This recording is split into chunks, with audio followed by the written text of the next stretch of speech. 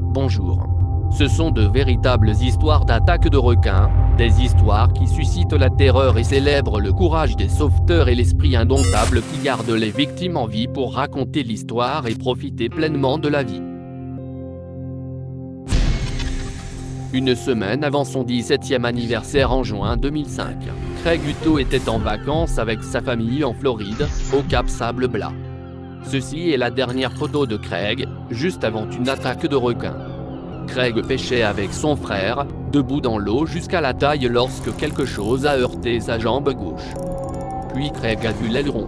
L'instant d'après, le requin a mordu dans le fémur droit de Craig, détruisant sa cuisse. Son frère brillant a nagé à son secours, frappant frénétiquement le requin avec une canne à pêche, mais en vain. Le frère de Craig l'a désespérément tiré jusqu'à la côte, tandis que Craig essayait d'ouvrir les mâchoires du requin, voyant ainsi ses mains déchiquetées par le requin. Le requin mordait encore férocement alors que Brillant luttait pour tirer son frère hors de l'eau. Ce n'est que lorsque Brillant a commencé à frapper le requin dans le museau qu'il a finalement ouvert la mâchoire et est retourné dans la mer. Lorsqu'il s'est réveillé dans un hôpital, Craig a supplié sa mère de ne pas laisser les médecins lui amputer la jambe, mais il savait au fond qu'elle était déjà fichue. Il a été amputé juste au-dessus du genou.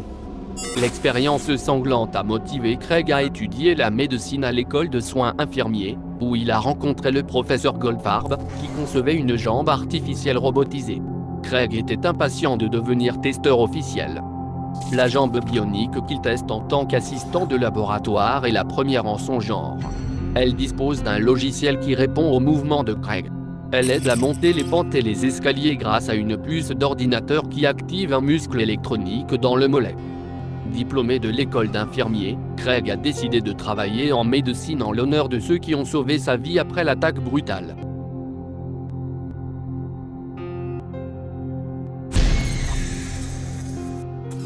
Né dans une famille de surfeurs à Hawaï, Bethany Hamilton a fait sa première compétition de surf à l'âge de 8 ans.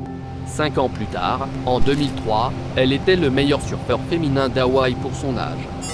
Un matin d'octobre 2003, Bethany et quelques-uns de ses amis sont sortis surfer. Elle était simplement en train de se détendre sur la planche avec son bras gauche qui pendait dans l'eau. Il est venu, littéralement, de nulle part. Elle a senti beaucoup de pression et quelques tiraillements aussi rapides que la lumière. Son ami surfeur se souvient que soudain, Bethany a dit « Je me suis fait attaquer par un requin ». Et elle était calme, donc il a presque cru qu'elle plaisantait. Et puis il a vu l'eau devenir rouge vif. Le bras gauche de Bethany avait disparu, ainsi qu'un gros morceau de sa planche de surf en forme de croissant.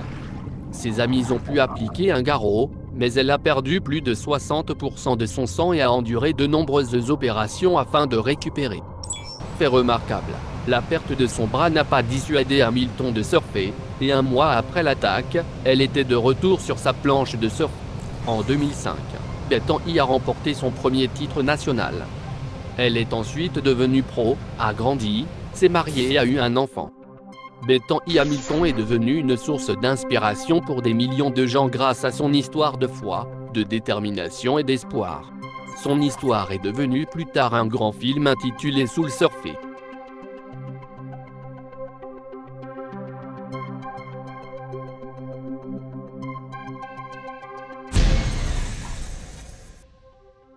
En janvier 2007, le plongeur professionnel australien Eric Nehru est devenu l'une des personnes les plus chanceuses sur Terre, car il a survécu après avoir été à moitié avalé par un grand requin blanc. Eric pêchait l'ormeau, un coquillage de valeur, dans les eaux troubles, au large de la côte sud et de l'Australie, lorsque le requin a attaqué. Son gilet lesté l'a sauvé, sinon le requin aurait mordu jusqu'à la moitié de son corps, car ses épaules, sa tête et son bras étaient dans sa mâchoire. Eric sentait les dents croquer sa veste. Mais il est ceinture noire de karaté et a livré une lutte acharnée.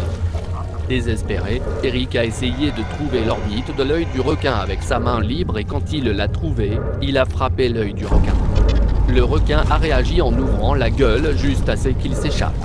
Eric a estimé plus tard qu'il était resté dans la gueule du requin pendant environ 2 minutes sans air. Les ambulanciers ont été surpris par le calme d'Eric Neru, qui a déclaré « Je vais bien » une fois arrivé à l'hôpital. Plus tard, Eric, père de 2 enfants, a déclaré « Je suis juste un travailleur ordinaire, un père de famille, qui voulait juste survivre vraiment à tout prix ». Malgré les protestations de la famille, le plongeur de 40 ans est retourné à l'eau, convaincu la foudre ne frapperait pas 2 fois. Un expert en requins qui a mesuré les blessures d'Eric estime qu'il a été attaqué par un grand requin blanc de plus de 5 mètres de long. Nous décrivons souvent les requins comme féroces, sanguinaires et sauvages. Mais souvenez-vous s'il vous plaît, que pour chaque être humain tué par un requin, les humains tuent environ 2 millions de requins.